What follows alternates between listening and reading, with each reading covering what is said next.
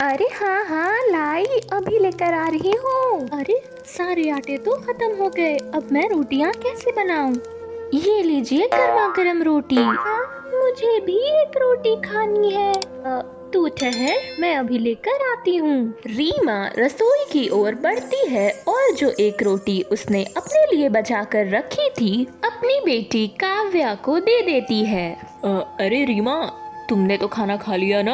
हाँ हाँ हाँ, मैंने खाना खा लिया है, अब सो जाओ सब, सुबह काम पर भी तो जाना है। उस रात रीमा बिना कुछ खाए खाली पेट जाकर सो जाती है। अगली सुबह, हे भगवान, कल रात तो मैं बिना कुछ खाए पिए सो गई थी, पर आज क्या करूं? मैं तो फिर भी कुछ खा पी करके गुजारा कर लूंगी, पर इन दोनों का क्या होगा? इन्हें बहुत जोरों की भूख लगी होगी।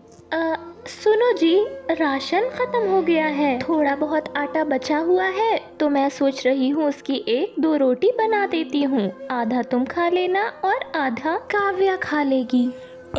रीमा, तुम क्या खाओगी मुझे ये बताओ। मुझे पता है तुमने तो कल रात भी कुछ नहीं खाया होगा ना?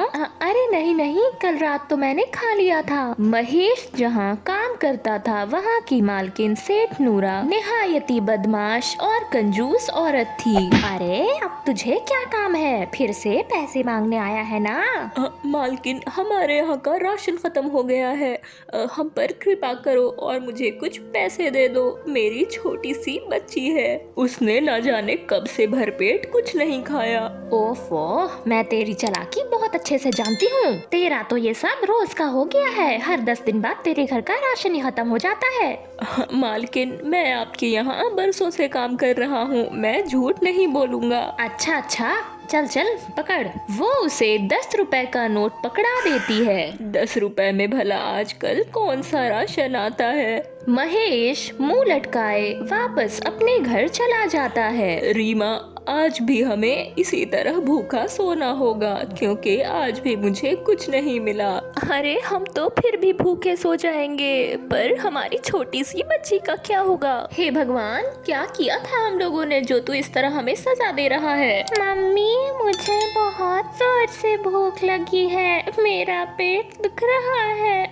महेश को जो 10 रुपए मिले थे, उन्हीं पैसों से वो अपनी बेटी काव्या के लिए 2 पैकेट बिस्किट खरीद लाता है। ले बेटा, तू ये खा ले। उनकी बेटी का तो पेट भर गया था, पर इस रात भी वो दोनों भूखे ही सो रहे थे। रीमा, मैं काम पर जा रहा हूँ। अच्छा, हाँ हाँ ठीक है, जाओ जाओ।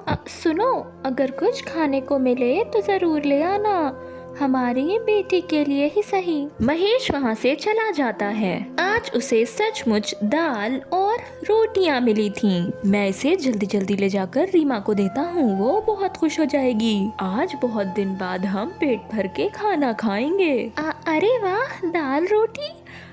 चलो मैं जल्दी जल्दी खाना निकालती हूँ, तुम लोग हाथ मुंह धोकर बैठ जाओ। रीमा अपने बच्चे और अपने पति को खाना परोसती है और फिर खुद खाने पर बैठ जाती है कि तभी दरवाजे पर दस्तक होती है। बेटा, कुछ खाने को मिलेगा क्या?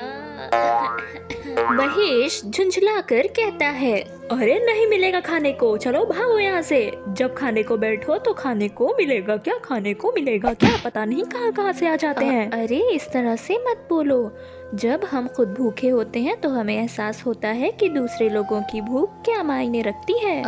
आप लोग चिंता मत करिए, मैं इसे अपने हिस्से में से कुछ दे दूंगी। अरे अम्मा, मेरे पास तो कुछ खाने पीने को है ही नहीं, पर जो कुछ है मैं उसी में से आपको दे देती हूँ। बेटा, भगवान तेरा बहुत भला करे। मेरे पास भी बेटा कुछ तुम्हें देने को तो नहीं है, पर हाँ, ये लो, एक फूल मैं तुम्हें दे रही हूँ। इस फूल का रस बहुत ही सुगंधित है, तेरी मजबूरी में ये काम आ सकता है।